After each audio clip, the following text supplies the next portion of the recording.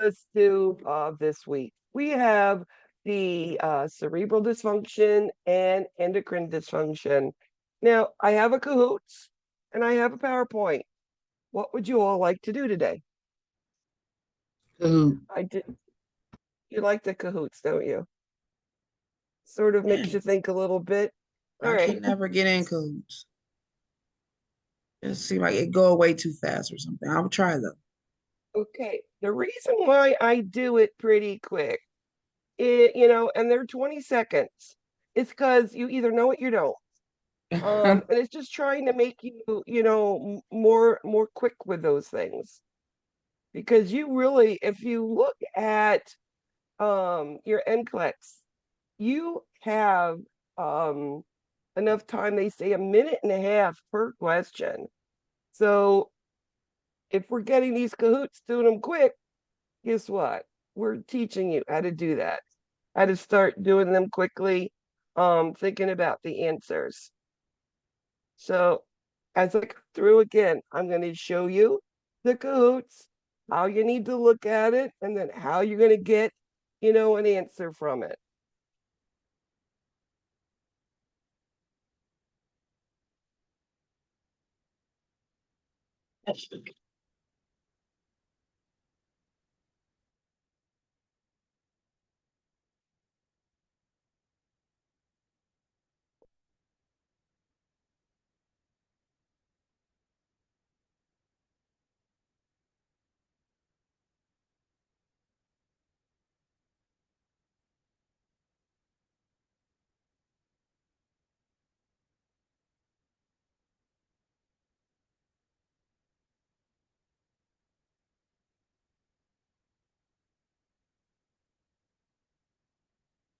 All right, let's go ahead and get started. And I'm going to try to show you how to read a question and answer it, okay? That's why I do this, Cahoots. So growth hormone is administered by what route? Well, growth hormone is one of those things that takes a big commitment. It's almost like giving insulin every day. And it's going to be given up to the point where they stop growing less than 1 inch per year. And this isn't for a family who's short. This is for a family who is short. This child who's short, but the family is normal height or they are taller. So growth hormones, commitment, it is a sub-Q injection. It is daily, and it's for several years to get at least a little bit more height out of them. Highest priority for a patient diagnosed with syndrome of an anti syndrome of an inappropriate antidiuretic hormone. Well, inappropriate means not enough or too much anti against diuretic, against urinating. So you're having too much anti-diuretic hormone, too much urinating hormone in the body. So it's anti-diuretic. So I'm not urinating. So what would you see? You would see a patient, a child who is not urinating. What would we be monitoring the biggest assessment? Now, when we talk about fluid, whether child, adult, always think about how do you monitor fluid balance, intake, output, daily weights. And with those, you can see, are they gaining weight, losing weight, and are they losing the output? Are they full of fluid, etc.? So just look at what the word says and go from there. Which of the following are signs of the syndrome of an inappropriate anti-diuretic hormone? So it's against urinating hormone. And this is actually the posterior pituitary gland. Also in that gland is diabetes insipidus, where it's the opposite of this anti-diuretic hormone. And the growth hormone is the anterior lobe of the pituitary gland. So we've talked about pituitary gland now. So which is a sign of inappropriate against urinating hormone? You're not going to be urinating, period. And that would be the end of it. It is as simple as that. What is important to cover when teaching a family about polypropyl? This is something that we use for hyperthyroidism, and it blocks the thyroid hormone from coming out too strong. But with any type of medication, there are things and teachings we need to know. Well, number one, thyroid hormone should be given in the morning because it gives you a little bit of boost. It picks you up, right? That hypothyroidism, you got the thyroid hormone now, so you got a little bit more energy to them. The other thing is polypropyl or PTU is the nickname that we call it. It does cause leukopenia. So this child is going to be more at risk for fever or sore throat. So if a child is hyperthyroid on this PTU medicine, so if they're getting sick, are they sick because they're got a virus, bacteria, or is it the medicine? So it's something that you have to be really closely in contact with the doctor. A multi, an initial sign of diabetes insipidus. So it is opposite of antidiuretic hormone. And this diabetes, in this sense, has nothing to do with blood sugars. And why they call it diabetes insipidus, I really don't know, because many students, many registered nurses get a patient in and they have diabetes insipidus as one of, that they have it. And every nurse checks a blood sugar. And I go, so why did you check a blood sugar? Oh, they have diabetes insipidus, so I just did it. But I'm like, it has nothing to do with the blood sugar. It's all about fluid intake output. Now, one of the biggest missed questions regarding diabetes insipidus and diabetes mellitus is the symptoms. Diabetes insipidus is all about fluid and it's all about thirsty and urinating. That's it. Water in, water out. That's what it's all about. Diabetes mellitus is the body's inability to take carbohydrates, break them down, and work them in the body. So, yes, you've got blood sugars that are 600, but you can't use that sugar, and your body is hungry, hungry, hungry. So, you have polyphagia also. So, you're thirsty, you urinate, and you're hungry because you don't have carbohydrates. Diabetes insipidus is only fluid, drinking in and drinking out, and there's nothing to do with diet there. That diabetes has nothing to do with blood sugar.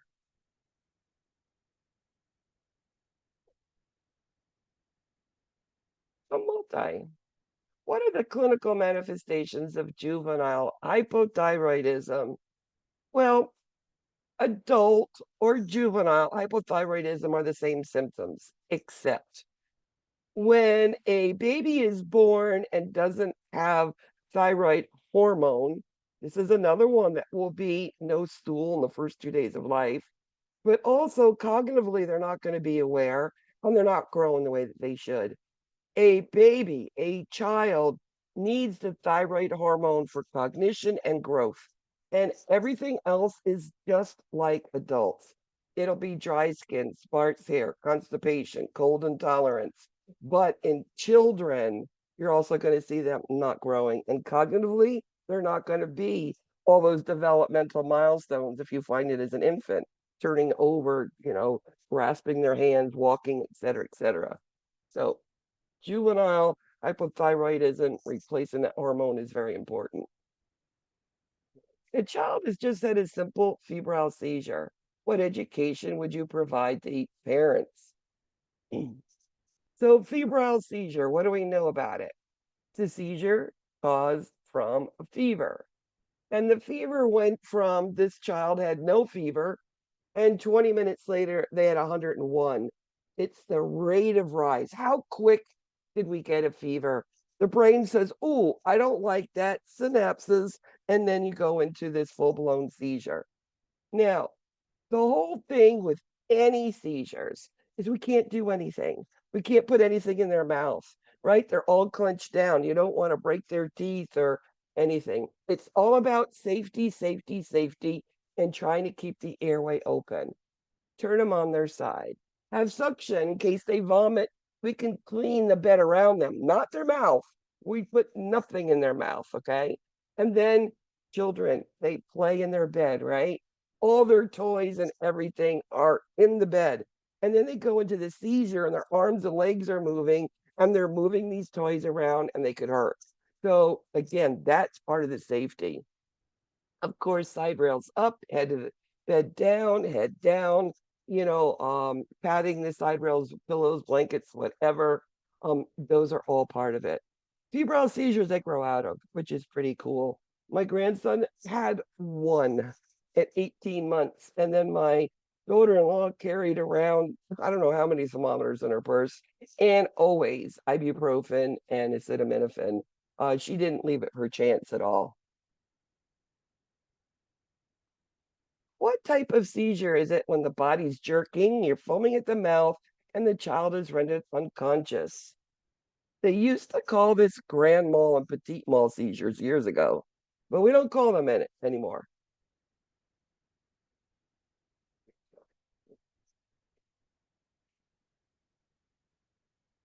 So it's called tonic-clonic, and there's usually a postictal point of it. And usually these seizures are more of what we're consisting to the epileptic seizures. They say epilepsy is more than one unprovoked seizure in a day. That means not caused by a fever. So many parents getting that febrile seizure that one time or maybe several times are the first thing is, does this mean my baby has epilepsy? And no, it doesn't.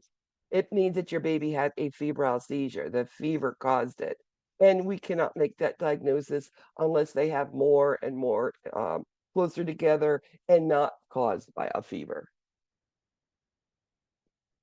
What notable sign may indicate increased intracranial pressure in an infant? Think about all that pressure going on in the head.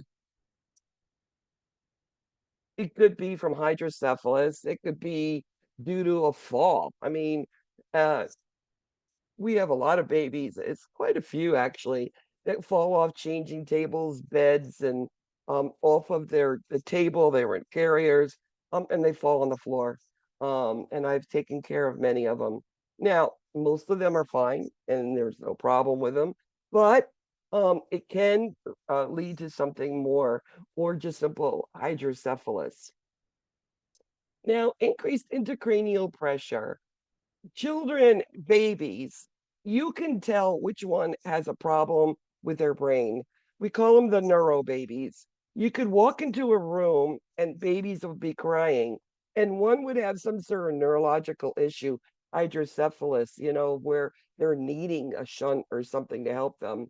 And the pitch on that cry is an octave higher. It almost sounds like nails on a chalkboard. It's such distinctive. Also, increase intracranial pressure would be a bulging fontanelle all the time, not just crying, okay? Because that's you've got a lot of fluid pressure in there. All of the following increase intracranial pressure except what? You have a child, you have an adult, they're in the hospital, and they have a brain injury of some sort. They have increased intracranial pressure, and now you're going to take care of them. You need to know what you can do and what you can't, right? So, the biggest concern is fluid overload. That means watching intake output daily weights and not getting too much fluid, increasing pressure in the brain, okay? Coughing and suctioning, they're intubated. You do gotta put a suction catheter down and out just to keep that airway open, but not to overly suction, okay? But heart rate has nothing to do with intracranial pressure. It's the touch, it's the turning, it's fluid is the big one. What findings can alert you to a head injury getting worse? I get a lot of head injuries. They come in, they're on the baseball field, slid into third base. They hit the defender in the knee and the head, and you heard a crack. And I gotten them in by rescue with those typical things. Now, when they first come in, especially if they were rendered unconscious, right after their head was hit, they're gonna be, "So, was I safe? Was I safe?" Over and over again. Or, "Did we win the game?" Or, "Did you say daddy was coming?" Or, "Are we gonna this? Are we gonna that?"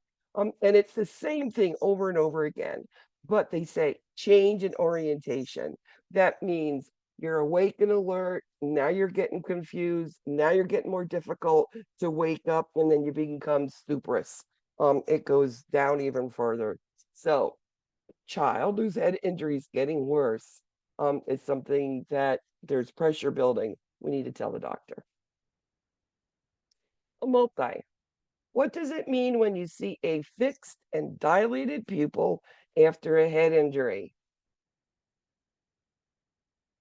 As I said, I worked a lot in the ER and I did a lot of trauma, love trauma.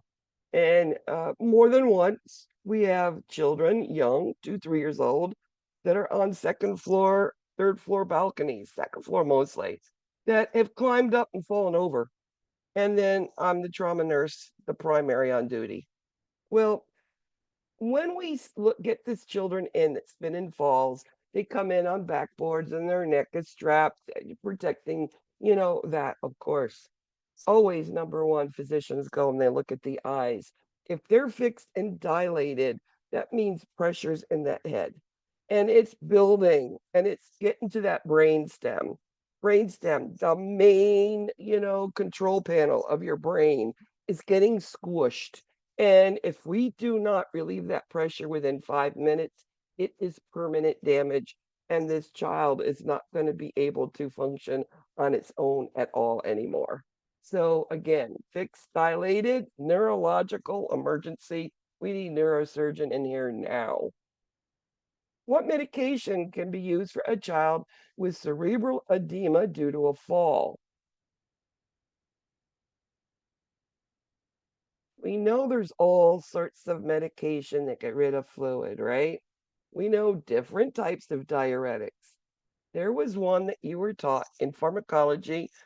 It's the head, renal failure, and maybe some of toxic ingestion.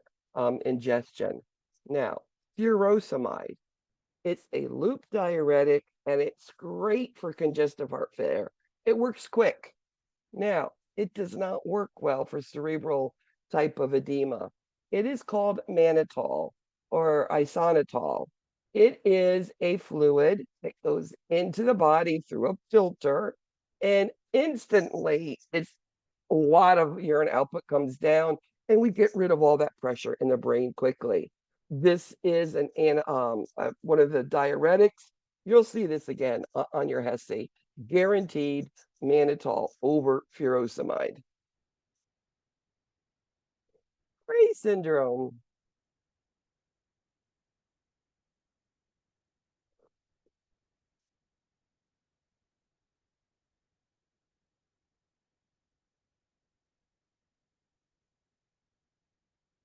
Gray syndrome by aspirin. It's metabolic and it's children. So, what does this mean for us? Well, it's about aspirin and giving it to children, unless there's a doctor's order to give aspirin, like with Kawasaki disease, we give aspirin, right? That cardiac disease. But normally, for normal viruses, normal fevers, it's acetaminophen and ibuprofen. We do not give aspirin routinely. So any parent saying that they're going to give their child aspirin, no, they're not. Acetaminophen or ibuprofen. Febrile seizures usually occur in.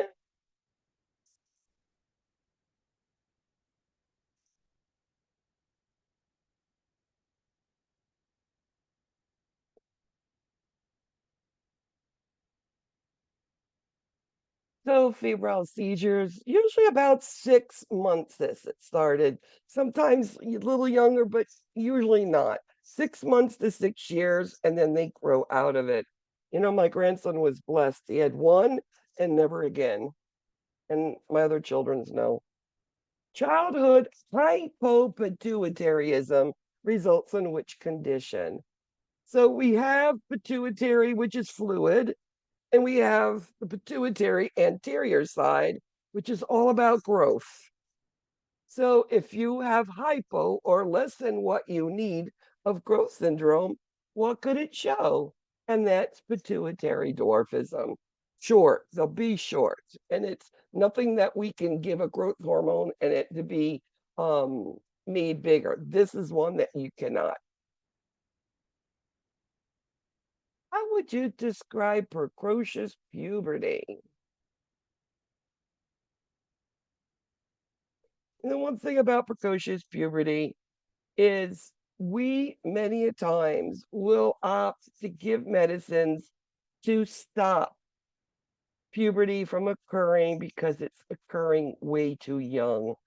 Girls and boys going through puberty too early, getting hairs, breasts, voices changing at 6 and 7 years old. It's not worth all of the teasing by other children, right? So they can take something, and it's called Lupron. And then when they're supposed to go through puberty, like about age 12, stop it. And they go through puberty normal. A multi. What lab values are important to monitor with a child with congenital hypothyroidism?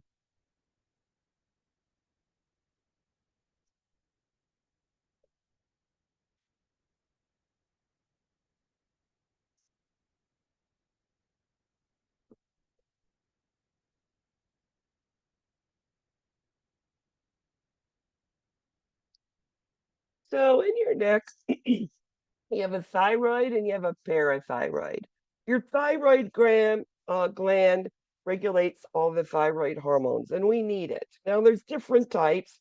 So in the labs, T3, T4, TSH are all about thyroids. Growth hormone is all about that pituitary gland, the anterior pituitary gland. And cortisol is all about steroids, and that's the adrenal gland. Those are those key things you need to remember. From that, you can figure questions out. So, how do you monitor a child with hypo or hyperthyroidism? What's the one thing that thyroidism that we worry about in children, unlike adults? Isn't that all about growing? Think you need it for growth for the mind and for the body. So, how do we, every time we see a child, always monitor that? And that's that height and weight. You as adult, me too, we go to the doctor. They never want to wait, do they?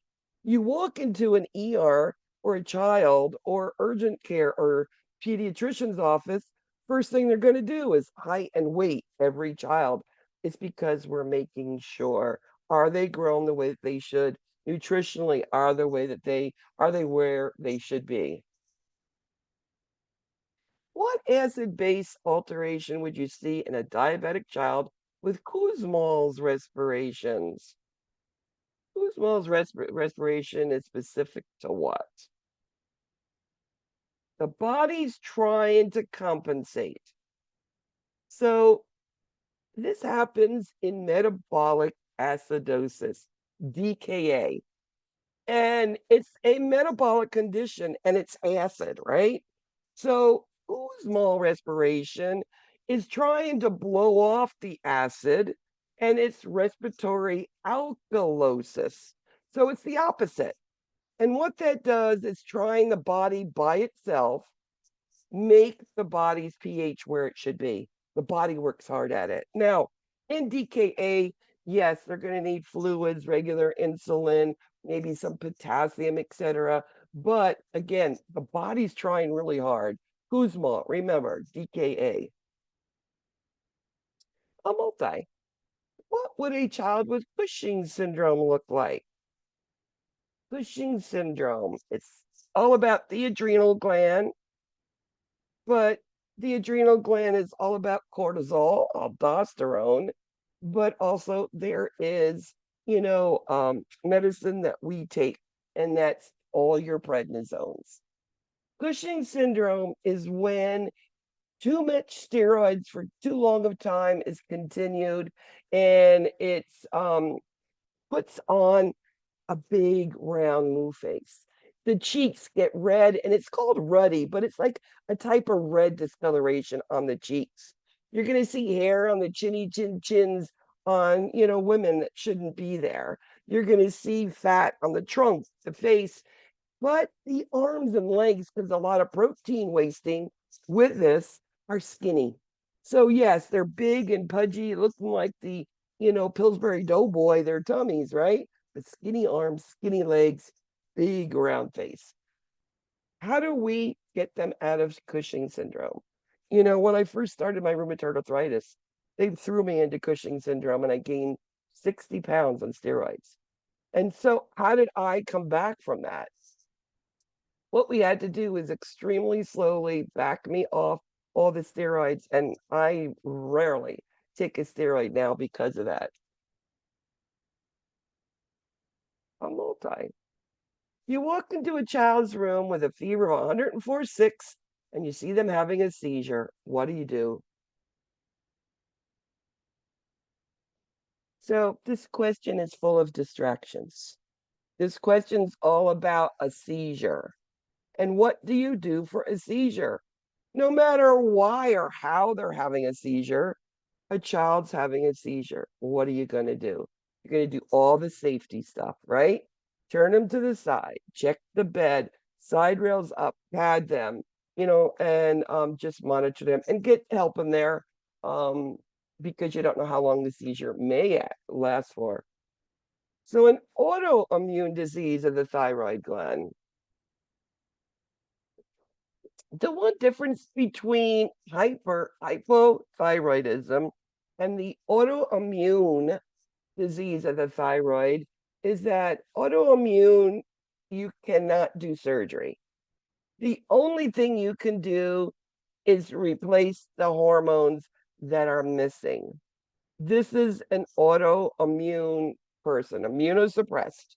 The thyroid gland doesn't work right, and it's going to be required. And it's usually late school age, early adolescent, a lot of girls. My daughter-in-law has it, Hashimoto's disease, and she takes two different types of hormone replacements and needs really close monitoring. Addison's disease. This is not enough of what you need from the adrenal glands. In Addison's disease, what they say the outcome of not having enough cortisol and aldosterone during pregnancy would mean that the baby that was born, we would have to check the child to assign a sex. What does that mean? Some of these children, because of the lack of cortisol and aldosterone, some of them have both type of sex characteristics. Could have a penis and a vagina. Could have testicles and a vagina. I mean, different pieces of each. So what do we do with that? Well, these children will be on lifelong cortisol and aldosterone replacements. At birth, we're going to have to, assign a sex. And these children will be watched closely. They usually do ultrasounds, hormones, all different things. I've only seen one in my whole career, and it was a penis with a vagina. And I was so curious, like, how did that happen, right? It's Addison's disease. A multi. A ventricular peritoneal shunt. What's that used for? It's that tube that goes to the fourth ventricle in the brain and it goes down into the peritoneal cavity. Ventriculoperitoneal shunt.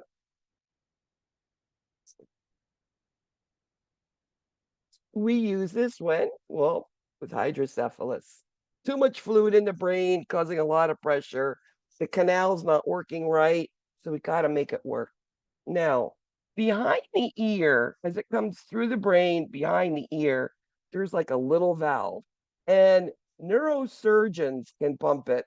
We do not touch that. Also, our nursing responsibility is we have something trying to maintain the fluid in a brain so it doesn't get too big. How do we monitor that? Measure head circumference every shift, right? We can see if it's getting too big or too small. A common sign of Graves' disease includes blank or protrusion of the eyes. This is hyperthyroidism. And every time I look at this picture, it reminds me of a friend I had, and everybody asked her if she had thyroid disease, and she didn't. She just had bulgy eyeballs, just like these look like. It is called exophthalmos, and there's eye drops they can take for that. They put them in a little bit. A multi. A hypoparathyroidism has the symptoms of tetanic muscle contractions and what? Now, thyroid hormone regulates thyroid stuff, either too much, too little. Right next to them is the parathyroid. The parathyroid only regulates calcium in the body. When we talk about calcium, always think magnesium. Calcium, magnesium are all about good muscle contractions, whether it's involuntary or voluntary. So, hypo or not enough calcium, you're going to have weak muscles, tetany, low calcium. Makes sense now, does that? Low potassium, low calcium. Multi. What are signs of hyperparathyroidism? So hypo, not enough calcium. Hyper, too much. What would you see? Your muscles are on overdrive. That's how I remember it.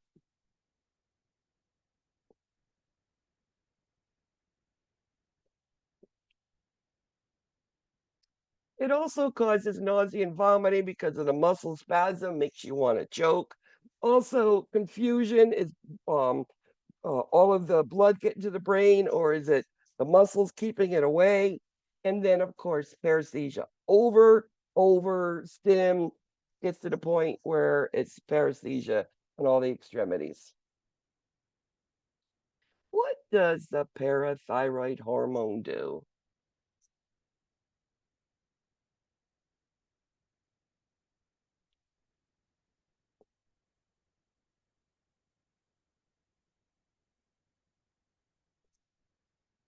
Parathyroid's all about calcium. Which of the following might be a cause of an adrenal crisis, an Addisonian crisis?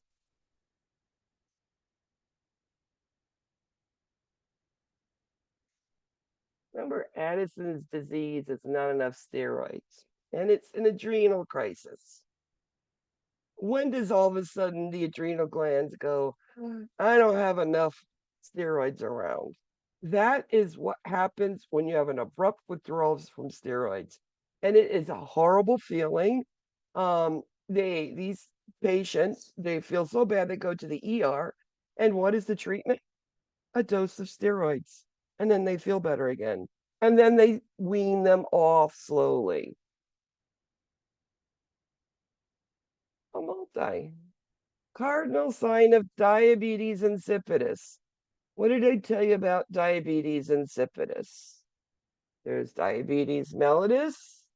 There's diabetes insipidus. Diabetes insipidus has everything to do with fluids.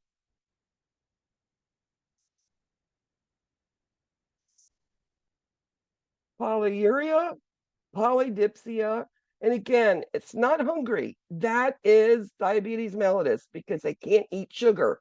So they're holding the sugar back from them. I'm hungry. Give me my sugar. So they're trying to eat whatever they can eat, whether it's used or not. It's not sugar. They'll digest it. A multi. Congenital hypoplasia, adrenal hypoplasia, parent teaching should include. This is what I was telling you, that these are the children with not enough adrenal hormones, which is your cortisol, which is your aldosterone.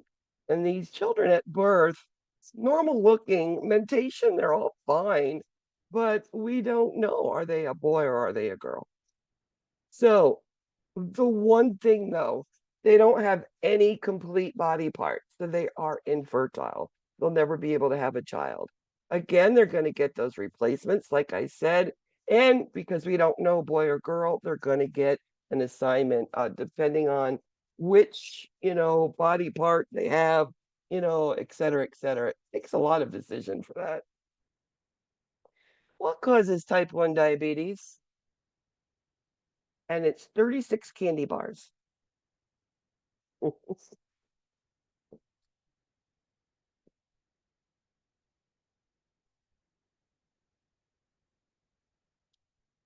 So diabetes is that the pancreas, the beta cells, this autoimmune is saying, nope, you're not going to work.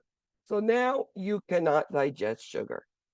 So then what does the body says? Because the body's always trying to help itself. It says, well, okay, we still got some fats and proteins. Let's go try to eat them. Now, you've got all the sugar in the body, it can't be used. Blood sugars go up and up and up. But to satisfy the body, they're eating fats and proteins.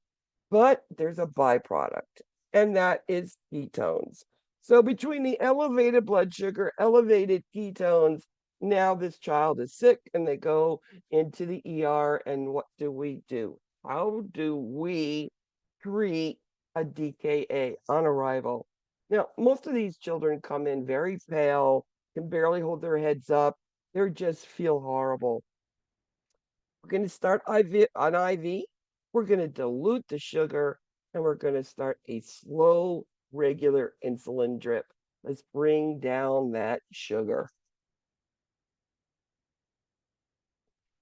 Which statement about a pheochromocytoma is correct? This is another tumor that comes off the adrenal gland. The thing about a pheochromocytoma, it's extremely difficult to diagnose because all of the outward symptoms look like it's cardiac. It's something like an adrenaline, like an epinephrine. They call it a catecholamine producing. What does that mean? It means like epinephrine, heart rate up, blood pressure up, chest tightness, just all of a sudden. And it's like that release of that catecholamine from that tumor, and then it goes away. And then an hour or two or tomorrow, it happens again.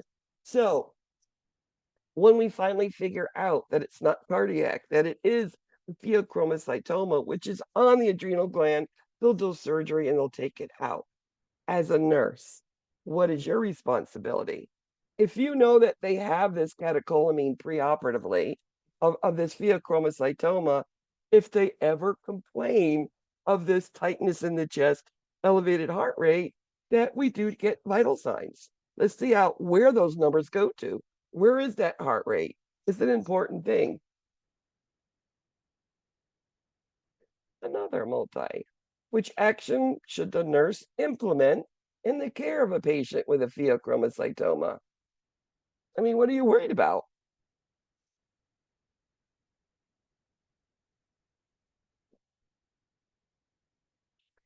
There's a adrenal tumor. It secretes, a catecholamine. It secretes like an epinephrine and speeds everything up in there for a second, right? Has nothing to do with blood sugar, has nothing to do with weight gain. It only has to do with what gets you excited. If you're scared, what happens? Heart rate up, blood pressure up. That is what a catecholamine does, okay? Pheochromocytoma, blood pressure, heart rate. A multi. Nursing care of the unconscious child include. So it's a week about cerebral. What if they have a bad head injury and they're in the ICU and they're intubated, right? What is our care going to consist of? Well, we know what causes, increased intracranial pressure, right? We had another question on that. But again, yes, monitor strict INO, absolutely. Now, neuroscience, yes, checking those pupils, making sure they're not getting dilated. Always look at vital signs and temperature. And the reason why we do temperature too is what are things that can elevate a heart rate? Dehydration, pain, fever. So you're doing a temperature, We know it's not going to be a fever if the heart rate's up, blood pressure's up. Maybe it is pain. So that's something that we would work with. What might you suspect if a child feels jittery, sweating, and is dizzy?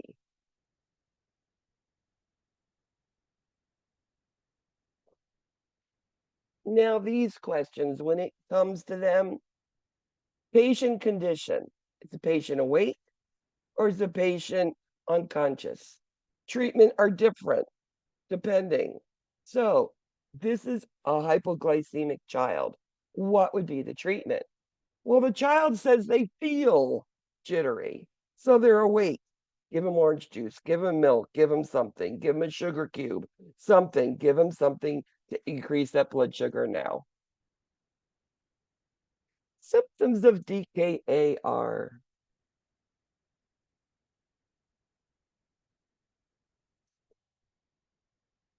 so remember, DKA, a body doesn't use any sugar, can't use it anymore. Pancreas is gone. So it starts eating fats and proteins. And then the body says, oh, byproduct. Oh, here's ketones. So DKA is excessive hyperglycemia in the presence of ketonuria because it's telling you where sugar is there, but the body's trying something else. And that's the whole concept of DKA. That fruity breath smells like a rotten peach that you forgot in your refrigerator for a month in a Tupperware container. You take it out, take the lid off, that rotten sweetness, that's exactly what the room of a child with DKA smells like. It's extremely distinctive. Multi. But adolescent with a BMI above 95% has been urinating a lot. What test can you anticipate? Well, BMI 95%, this is a very large child, right? This is what we classified as obese. Urinating a lot. What causes urinating a lot? We know that diabetes can cause it. We know that a urinary tract infection can cause those things. Diabetes insipidus can cause that things. So what are we going to look for? Well, in this right here, we're going to do a simple urine. We're going to go to a simple hemoglobin A1C. And yeah, we should be checking the electrolytes. They could be getting rid of potassium because they say a lot. So I'll agree with you there. Pregnancy won't make them urinate a lot. DKA is caused by what?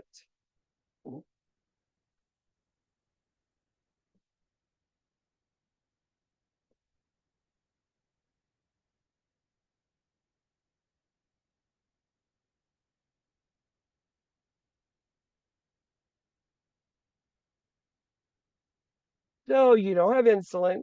So the body says, where else can I get food, fuel for energy to move, to live? Well, there's fats and proteins, and that's what I start eating. A multi. Your child admitted with blood sugar greater than 600, large ketones in the urine. What's your priority intervention? How do you treat DKA? That's exactly what it is. Hyperglycemia in the presence of large ketones. Absolutely DKA.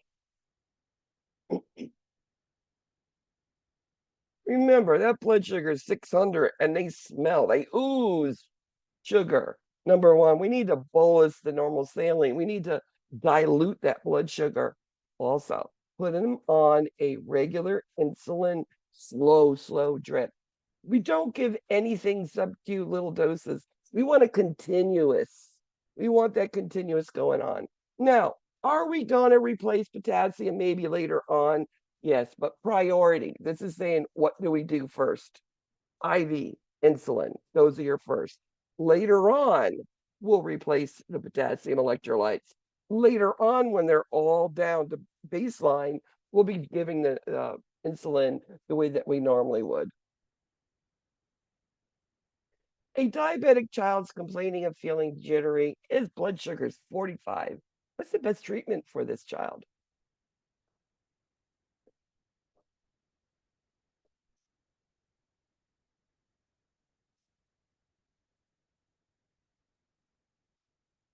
So drink a glass of orange juice, drink a glass of milk. And then they say make sure you get some protein in them because it lasts longer. But orange juice, milk, yes. Sugar cube, yes. Get the sugar up. Your patients experienced a head injury. What would most concern you? So you have swelling going on in your brain.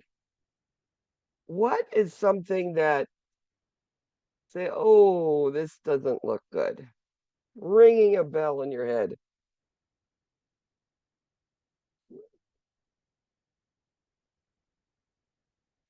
And it's that decreasing urinary output. Is it hitting that pituitary gland? Is it squeezing on it? Is it creating problems with fluid balance? Yes, yes, yes. It could be because of that head injury. Yes. Multi. How do you detect diabetic ketoacidosis?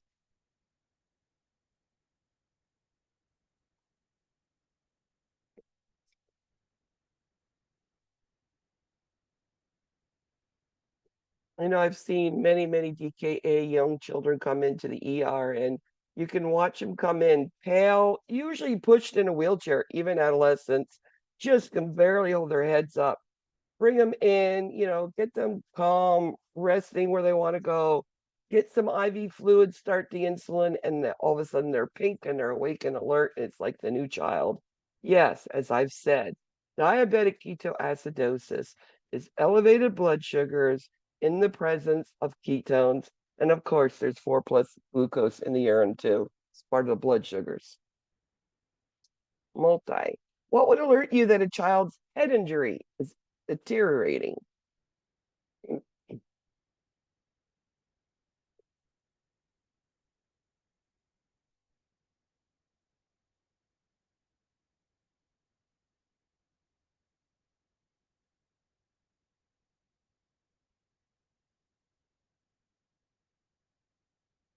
So it's a little bit of everything. They're getting more confused, they're getting restless. Now you can hardly wake them up, but a headache getting worse. And it also could be vomiting, not related to eating at all. And as I said before, vomiting is usually children. Adults don't usually vomit with head injury. It's the children that do. A child's been diagnosed with bacterial meningitis. It's the nursing priority on this case. Nursing priority. You have a child just diagnosed bacterial meningitis. What are you worried about? What are you concerned about? And I could say any of those answers would be correct, right? But it's all about bacterial meningitis. Your priority is that antibiotic, and we need to give it now. They also say bacterial meningitis admitted to the hospital will be placed in an reverse airflow room because it is highly airborne. So one day after 24 hours after giving antibiotics, they can be taken off isolation. So bacterial is antibiotics. Viral is what we say supportive care, fluids, rest, ibuprofen, acetaminophen. What is the primary cause of injury associated with submersion? Drowning. What's the big thing?